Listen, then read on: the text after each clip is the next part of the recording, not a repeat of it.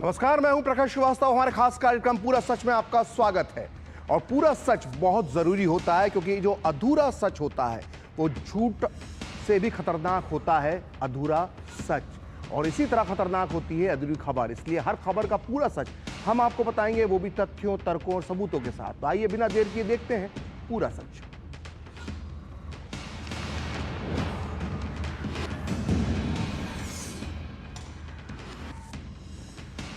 रतन टाटा ने कहा था कि अगर आप तेज चलना चाहते हैं तो अकेले चलिए, लेकिन अगर आप दूर तक जाना चाहते हैं तो साथ चलिए। और आज जब रतन टाटा अपने आखिरी सफर पर निकले तो हजारों लोग उनके साथ चलते हुए दिखाई दिए। वहीं करोड़ों चाहने वाले ऐसे भी थे जो भौतिक रूप से भले ही रतन टाटा के साथ मौजूद नहीं थे अंतिम संस्कार में, लेकिन अंतर्मन से आज वो अपने नायक के साथ थे और उन्हें अंतिम विदाई दे रहे हैं। यही रतन टाटा के जीवन की सीख थी जो आज उनके अंतिम सफर में दिखाई दी। आपको बता दें कि भारत के सबसे सम्मानित और मशहूर उद्योगपति रतन टाटा अब इस दुनिया में नहीं रहे। टाटा ग्रुप को दुनिया भर में प्रसिद्धि दिलाने वाले रतन टाटा का बुधवार रात निधन हो गया और 87 साल की आयु में रतन टाटा ने मुंबई के अस्पताल में आखिरी सांस ली। रतन टाटा के रूप में देश ने आज अपना अनमोल रत्न खो दिया है। उनके जाने से देश में शोक की लहर दौड़ गई। महाराष्ट्र और झारखंड ने एक दिन के राजकीय शोक की घोषणा की है। वहीं जब रतन टाटा का पार्थिव शरीर अंतिम दर्शन के लिए रखा गया तो हर क्षेत्र के दिग्गज उन्हें श्रद्धांजलि देने के लिए पहुंचे।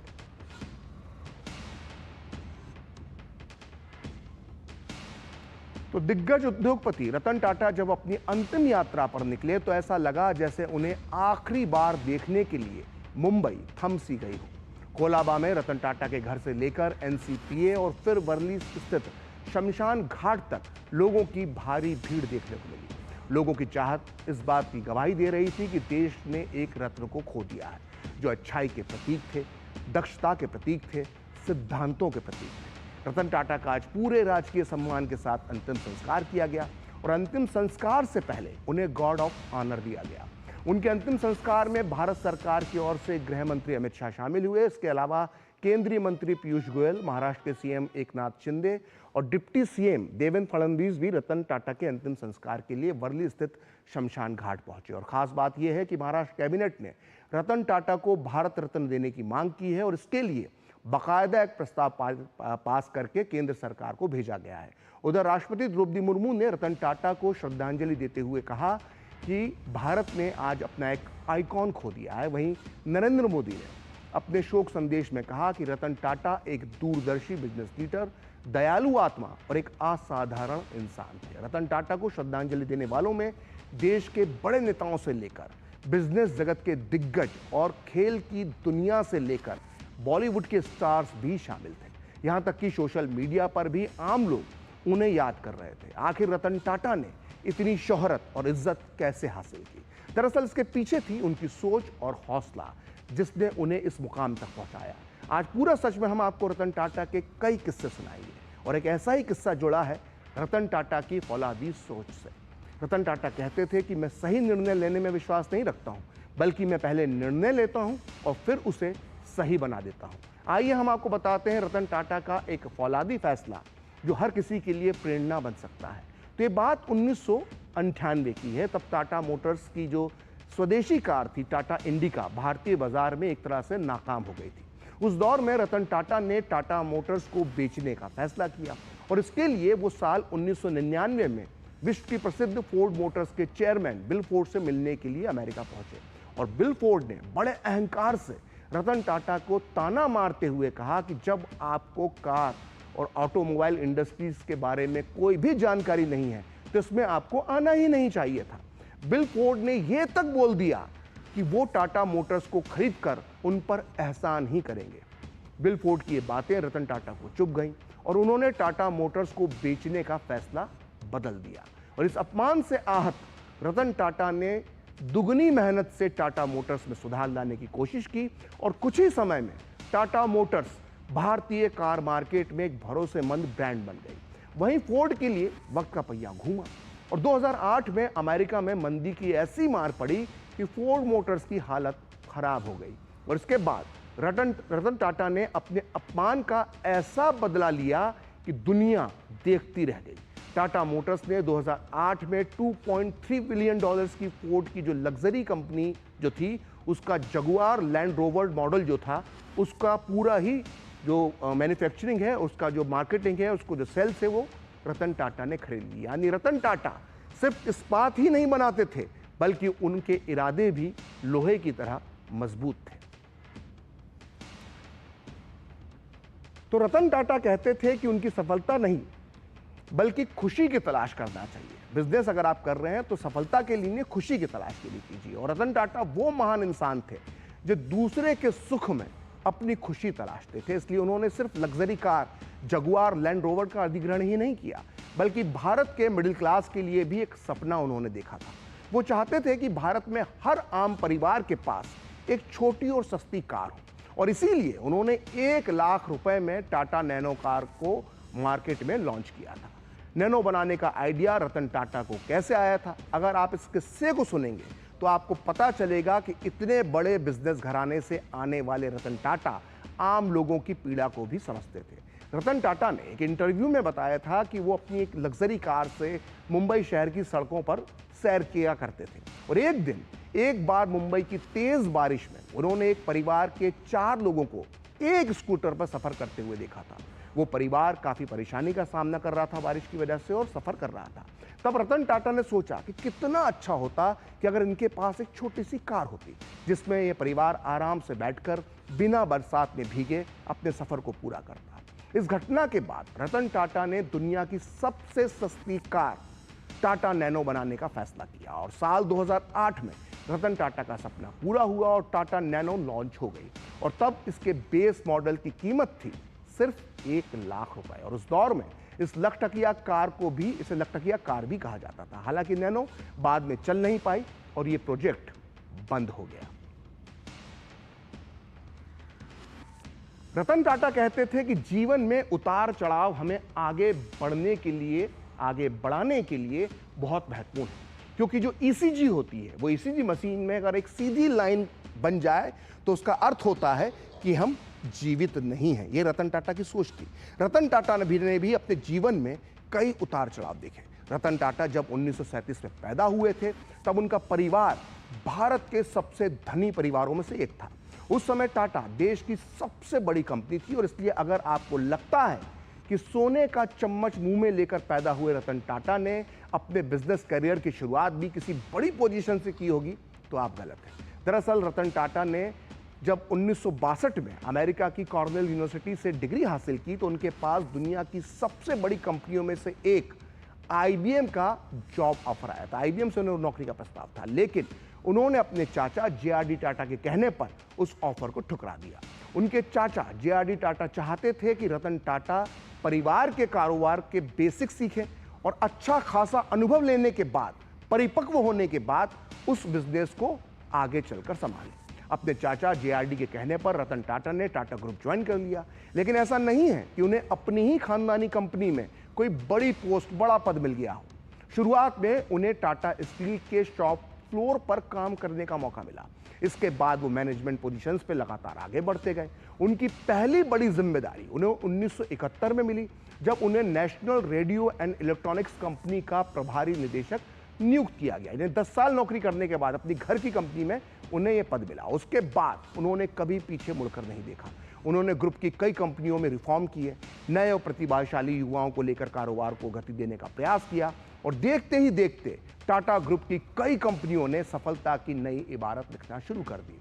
और आखिरकार टाटा ग्रुप में करीब 30 साल काम करने के बाद रतन टाटा को 1991 में जाकर जेआरडी टाटा के हाथों पूरे ग्रुप की कमान मिल गई, और इस तरह रतन टाटा टाटा ग्रुप के सर्वे सर्वा हो गए।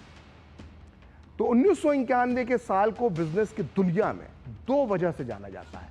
पहली तो यह कि इसी साल भारतीय अर्थव्यवस्था के उदारीकरण की शुरुआत हुई, और दूसरी वजह थी टाटा ग्रुप की बागडोर रतन टाटा के हाथ में आई थी। उन्होंने जब ग्रुप की कमान संभाली, तब कंपनी का टर्नओवर महज $4 बिलियन था, और आज ये $160 बिलियन के पार जा चुका है। और इस सफर के दौरान रतन टाटा को कई कठोर फैसले लेने पड़े और इन्हीं में से एक था 2016 में साइरस मिस्त्री को टाटा ग्रुप के मुखिया पद से हटा देना। यह फैसला बड़ा कठिन फैसला था। दरअसल 2012 में जब रतन टाटा की उम्र 75 साल हुई तो उन्होंने एक तरह से रिटायरमेंट लेते हुए अपनी जगह साइरस मिस्त्री को ग्रुप का सर्वे सर्वा बना दिया। मिस्त्री का परिवार ग्रुप में सबसे बड़ा इंडिविजुअल शेयर होल्डर था। हालांकि कुछ वर्षों में मिस्त्री और रतन टाटा के बीच तनाव बढ़ गया। असल में साइरस मिस्त्री के कार्यकाल में टाटा ग्रुप को वो कामयाबी नहीं मिल पा रही थी जिसकी अपेक्षा उनसे की गई थी। उन्हें लेकर बोर्ड ऑफ डायरेक्टर्स में भी नाराजगी थी और 2016 में जब ये मामला बढ़ गया तो 79 साल की उम्र में रतन टाटा ने ग्रुप में फिर से एंट्री ली और उनकी सहमति से साइरस मिस्त्री को 24 अक्टूबर 2016 को एक कंट्रोवर्शियल बोर्ड रूम मीटिंग में पद से हटा दिया गया, तख्ता पलट कर दिया गया। और साइरस मिस्त्री को हटाए जाने के बाद मामला सुप्रीम कोर्ट तक पहुंचा। सुप्रीम कोर्ट ने टाटा ग्रुप के पक्ष में, यानी रतन टाटा के जो का फैसला था उसके पक्ष में फैसला सुनाते हुए मिस्त्री की जो बर्खास्तगी थी उसे उचित ठहराया। और इसी बीच 79 साल की उम्र में रतन टाटा ने टाटा ग्रुप को बचाने के लिए उसकी कमान वापस अपने हाथों में ले ली और 2017 तक कंपनी की पूरी जिम्मेदारी संभालते रहे वो रतन टाटा। और रतन टाटा का ये किस्सा हमें बताता है कि व्यक्ति कभी रिटायर नहीं होता, मौका आने पर उसे जिम्मेदारी संभालनी ही पड़ती है। तो वैसे तो रतन टाटा का जीवन और उनकी शख्सियत किसी परिचय की मोहताज नहीं है, लेकिन उनकी जिंदगी के सफर में ढेरों ऐसी कहानियां भी हैं जिनके बारे में शायद आप नहीं जानते होंगे। रतन टाटा भले ही बिजनेस की दुनिया में अरबों खरबों डॉलर की डील करते थे, लेकिन निजी जिंदगी में, प्राइवेट लाइफ में उन्हें सादगी पसंद थी। यहां तक कि वो किसी आलीशान बंगले में नहीं बल्कि मुंबई में एक छोटे से फ्लैट में रहते थे। रतन टाटा टाटा ग्रुप के फाउंडर जमशेद जी टाटा के परपोते थे।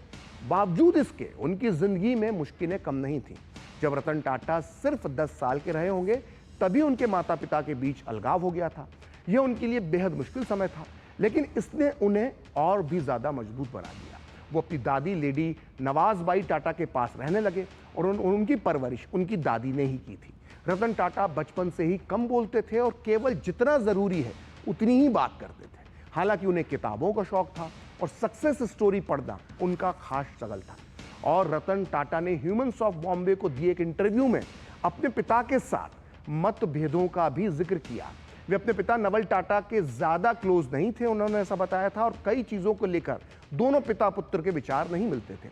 जैसे वो बचपन में रतन टाटा वायलिन सीखना चाहते थे, लेकिन पिता चाहते थे कि वो पियानो सीखें। इसके अलावा वो अमेरिका जाकर पढ़ाई करना चाहते थे, जबकि उनके पिता उन्हें ब्रिटेन भेजना चाहते थे। रतन खुद आर्किटेक्ट बनना चाहते थे, लेकिन उनके पिता की ये जिद थी कि वो इंजीनियर बने। और रतन टाटा ने कभी शादी नहीं की, लेकिन उन्हें अपनी पूरी जिंदगी में 4 बार प्यार हुआ और बात हर बार शादी तक भी पहुंची, लेकिन किसी न किसी वजह से उनकी शादी नहीं हो सकी। और ये सब बात खुद रतन टाटा ने अपने मुख से बताई थी।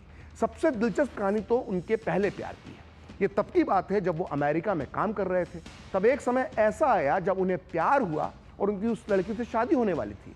तभी उनकी दादी की तबीयत, रतन टाटा की दादी की तबीयत खराब हुई और उन्हें उनसे मिलने के लिए भारत आना पड़ा। लेकिन 1962 के भारत चीन युद्ध के कारण लड़की के माता पिता ने उसे भारत भेजने से इनकार कर दिया, जिसके बाद रतन टाटा का रिश्ता बनने से पहले ही टूट गया। और खास बात यह है कि रतन टाटा कंपनी के प्रमुख बने तो वो जेआरडी टाटा के कमरे में कभी नहीं बैठे। उन्होंने अपने बैठने के लिए एक साधारण सा छोटा सा आम सा कमरा बनवाया। उनके पास 2 जर्मन शेफर्ड कुत्ते होते थे, टीटू और टेंगो, जिन्हें वो बेइंतहा प्यार करते थे। कुत्तों से उनका प्यार इस हद तक था कि लोग बताते हैं, चश्मदीद हैं लोग, कि जब भी वो अपने दफ्तर बॉम्बे हाउस पहुंचते थे तो सड़क के आवारा कुत्ते उन्हें घेर लेते थे, उनके साथ लिफ्ट तक, दफ्तर की लिफ्ट तक उन्हें छोड़ने जाते थे। और वो ब्रिटेन के बंगी का जो राजशाही महल है उसमें Rockefeller foundation life time achievement पुरस्कार लेने सिर्फ इसलिए नहीं गए रतन टाटा, क्योंकि जो उनका कुत्ता था टीटू, वो बीमार पड़ गया। और जब ये बात राजकुमार चार्ल्स को बताई गई कि रतन टाटा अवार्ड लेने नहीं आ रहे हैं, तो चार्ल्स नाराज होने के बजाय उन्होंने कहा कि यही असली इंसान की पहचान होती है। और दिलचस्प बात यह है कि हवाई जहाज में सफर के दौरान रतन टाटा हमेशा अकेले चलते थे। उनके साथ उनका सूटकेस और फाइल उठाने के लिए कोई असिस्टेंट नहीं होता था। उनको ना तो घूमने का शौक था और ना ही भाषण देने का। उनको दिखावे से भी चिढ़ थी। ये तो है सादगी की मिसाल और दिखावे से दूर रहने वाले शख्स का पूरा सच। और उनकी इसी तरह की सादगी को याद करते हुए केंद्रीय मंत्री पीयूष गोयल भी भावुक हो गए।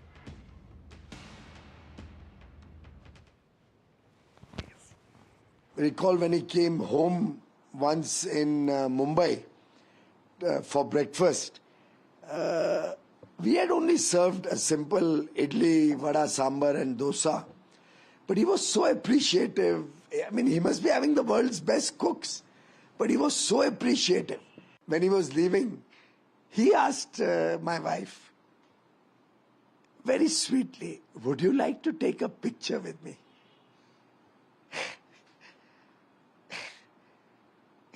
We really wanted to, but was shy to ask. He offered it. And it is these small, thoughtful gestures which make the man the Ratan Tata. तो दुनिया के दिग्गज उद्योगपति रहे रतन टाटा के जाने का गम सभी को है, लेकिन सबसे ज्यादा गम उनके सबसे प्यारे और करीबी दोस्त शांतनु नायडू को है, जो उम्र में रतन टाटा से करीब करीब 50-55 साल से भी ज्यादा छोटे हैं। आज ऐसा ही एक वीडियो सोशल मीडिया पर खूब चल रहा है। इस वीडियो में शांतनु अपने हीरो और अपने दोस्त रतन टाटा के पार्थिव शरीर वाली गाड़ी के आगे आगे मोटर बाइक से चल रहे हैं। शांतनु नायडू ने एक भावुक पोस्ट में रतन टाटा को याद करते हुए लिखा कि इस दोस्ती ने अब मुझ में जो खालीपन छोड़ा है उसे भरने की कोशिश में अपनी पूरी जिंदगी में बिताऊंगा। दुख प्यार के लिए चुकाई जाने वाली कीमत होती है। और अलविदा मेरे प्यारे प्रकाश स्तंभ यानी लाइट हाउस, उन्होंने रतन टाटा को कहा। तो अब हम पूरा सच में आपको बताते हैं कि कैसे रतन टाटा के वो जिगरी दोस्त बन गए शांतनु नायडू। शांतनु ने साल 2014 में टाटा एलेक्सी में अपने कार्यकाल के दौरान तेज गति से चलने वाले वाहनों की वजह से होने वाली कुत्तों की मौत के मुद्दे को उठाया था। और रतन टाटा को इस बात की जानकारी मिली तो उन्होंने शांतनु को मिलने के लिए बुलाया, उनसे विचार किया कि उनसे मिलते हैं। और मुलाकात हुई और शांतनु के विचारों से रतन टाटा काफी प्रभावित हुए और इसके बाद दोनों के बीच काफी अच्छी बॉन्डिंग बन गई। और रतन टाटा के जन्मदिन पर शांतनु नायडू का वीडियो वायरल हुआ था। इस वीडियो में शांतनु नायडू रतन टाटा को केक खिलाते, उनके कंधे पर हाथ रखते हुए दिखाई दे रहे थे। और नायडू जून 2022 में रतन टाटा के साथ उनके असिस्टेंट के तौर पर साथ रह रहे थे और वो टाटा ग्रुप में जनरल मैनेजर भी हैं। उन्होंने बताया कि रतन टाटा खुद कार चलाकर उन्हें मुंबई के थाई पैवेलियन में डिनर करवाने ले गए थे। और शांतनु ने कैम अपॉन ए लाइट हाउस नाम की एक किताब भी लिखी है और इस किताब में उन्होंने रतन टाटा की जिंदगी से जुड़े कुछ पहलुओं का जिक्र किया है। तो रतन टाटा के धड़कन में देश और दिल, मतलब उनकी धड़कनों में देश और दिल में मानवता थी। उन्होंने अपने कर्मचारियों को हमेशा परिवार का हिस्सा माना। आपको याद होगा कि 26/11 पर मुंबई में हुए आतंकी हमले का मुख्य निशाना ताज होटल था। ये ताज होटल टाटा ग्रुप का हिस्सा है। जब होटल ताज में आतंकियों की गोलियां बरस रही थी तो खबर मिलते ही रतन टाटा वहां पहुंच गए थे। वो पूरे 3 दिन और 3 रात तक वहीं डटे रहे। उसके बाद रतन टाटा ने आतंकी हमले के पीड़ितों की मदद के लिए जो किया उसे लंबे समय तक याद रखा जाएगा। रतन टाटा ने आतंकी हमले के पीड़ितों के जो 46 बच्चे थे, अनाथ बच्चे थे, उनकी पढ़ाई लिखाई की पूरी जिम्मेदारी अपने ऊपर ली। मारे गए होटल के ताज के जो हर कर्मचारी के परिवार को 36 लाख से लेकर 85 लाख रुपए तक का मुआवजा अपनी तरफ से दिया। इतना ही नहीं, मारे गए कर्मचारियों के परिवारों को आजीवन सैलरी मिलती रहे, इसके लिए भी उन्होंने फैसला लिया। और रतन टाटा ने ताज होटल के कर्मचारियों को ही नहीं बल्कि आतंकी हमले के पीड़ित रेलवे कर्मचारियों, पुलिस स्टाफ, वहां से गुजर रहे राहगीरों जैसे दूसरे लोगों की भी आर्थिक मदद की जो आतंकवादियों के शिकार हुए थे। तो आइए अब आपको बताते हैं कि टाटा ग्रुप का पूरा साम्राज्य है क्या। टाटा ग्रुप का कारोबार 100 से अधिक देशों में फैला है। रतन टाटा जिस ग्रुप को संभालते थे उस टाटा ग्रुप की 30 कंपनियों को वो ग्रुप पूरा मिलाकर बना है। और इस ग्रुप में automobile, chemical, consumer products, energy, engineering, finance, IT और टेलीकॉम कंपनियां शामिल हैं। और इसके जो प्रोडक्ट्स हैं वो सुबह से लेकर शाम तक हमारी जिंदगी में शामिल है। ये देखिए टाटा ग्रुप क्या क्या बनाता है। टाटा ग्रुप बनाता है टाटा टी, टाटा नमक, टाटा मसाले, टाटा मोटर्स, वोल्टास जिसके एसी और फ्रिज आते हैं, क्रोमा शोरूम आपने देखा होगा अपने शहर में, टाइटन घड़ी जो आप पहनते हैं, तनिष्का गोल्ड जो बड़ा मशहूर है, टाटा स्टील सबसे पुरानी कंपनी, बिग बास्केट जिसका इस्तेमाल आजकल बहुत तेजी से हो रहा है, वेस्ट साइड शोरूम जिसमें फैशनेबल कपड़े मिलते हैं, और इसके अलावा एयर इंडिया और विस्तारा एयरलाइंस भी टाटा ग्रुप की है। और देश के सबसे प्रतिष्ठित होटल ताज होटल्स की जितनी भी होटल्स हैं वो टाटा ही चलाता है। और टाटा ग्रुप की सभी कंपनियों का टोटल रेवेन्यू 13.86 लाख करोड़ रुपए का है, और ये 10 लाख से भी ज्यादा लोगों को रोजगार इस टाटा कंपनी से मिलता है। आइए अब देखते हैं टाटा ग्रुप की जो टॉप 5 कंपनियां हैं वो कौन सी हैं। टीसीएस एक आईटी कंपनी है, भारत की जानी मानी कंपनी है जिसका मार्केट कैप करीब 15.39 लाख करोड़ रुपए है। इसके बाद नंबर आता है टाटा मोटर्स का, जिसकी कारें आपने सुनी होंगी, गाड़ियां आपने देखी होंगी। उसका मार्केट कैप है करीब 3.46 लाख करोड़ रुपए। वहीं टाटा स्टील का मार्केट कैप, जो सबसे पुरानी कंपनी है, वो उसका जो मार्केट में जो उसकी वैल्यू है वो है 2.08 लाख करोड़ रुपए, जबकि टाइटन का मार्केट कैप है 3.10 लाख करोड़ रुपए। तो कितना बड़ा साम्राज्य है टाटा ग्रुप का, आपको समझ में आ ही गया होगा। और रतन टाटा की सफलता की कहानी सिर्फ बिजनेस तक ही सीमित नहीं थी। उन्होंने हमेशा समाज की भलाई के लिए काम किया। उनका मानना था कि सफलता का असली अर्थ है दूसरों की भलाई में योगदान करना। वो कहते थे कि असली बिजनेस वही है जो समाज को बदलने के लिए काम करे। यही वजह है कि जब देश में कोविड महामारी फैली तो रतन टाटा ने तत्काल 500 करोड़ रुपए टाटा ट्रस्ट से और 1000 करोड़ रुपए टाटा की जो दूसरी कंपनियां हैं उनके जरिए महामारी और लॉकडाउन के आर्थिक नुकसान से निपटने के लिए दिए। वहीं डॉक्टरों और स्वास्थ्य कर्मियों के रहने के लिए उन्होंने अपने लग्जरी होटल्स, ताज होटल्स जिसका किराया हजारों में होता है, उसका इस्तेमाल करने की जो पेशकश थी वो उन्होंने डॉक्टर्स को दी, और वो पहले शख्स थे ऐसी पेशकश करने वाले। और रतन टाटा ने यह तय किया कि टाटा सन्स के जो डिविडेंड है उसका 60 से 65% का जो हिस्सा है वो समाज के कामों के लिए इस्तेमाल उसका होगा। और रतन टाटा ने टाटा मेमोरियल हॉस्पिटल मुंबई समेत देश भर में कई कैंसर अस्पताल बनवाए। उन्होंने मुंबई में कुत्तों के लिए 5 मंजिला अस्पताल बनवाया जिसमें 200 पालतू जानवरों का एक साथ इलाज किया जा सकता है। और टाटा समूह की कंपनियां सामूहिक रूप से 10 लाख से ज्यादा लोगों को रोजगार देती हैं। और रतन टाटा ने महिला बिजनेसमैन जो महिला उद्योग करना चाहती है उन्हें बढ़ावा देने के लिए कई पहल की, जिसमें टाटा के भीतर महिलाओं की भूमिका को बढ़ाना भी शामिल है टाटा कंपनी के अंदर। और इसके अलावा उन्होंने सरकार की जन भागीदारी योजनाओं को भी हमेशा समर्थन दिया। तो पूरा सच में वक्त है ब्रेक का, और ब्रेक के बाद बताएंगे रतन टाटा के कैसे थे प्रधानमंत्री नरेंद्र मोदी के साथ रिश्ते।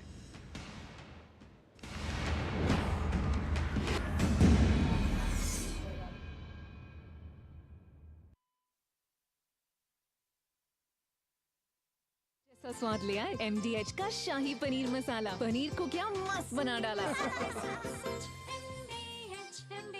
जिंदगी की हर छोटी बड़ी जरूरत के लिए आप जो सपने सजाते हैं, बस उसी उम्मीद को तो हम सहारा लगाते हैं। SIP आपकी सेविंग्स को आपकी खातिर काम पर लगाएगी।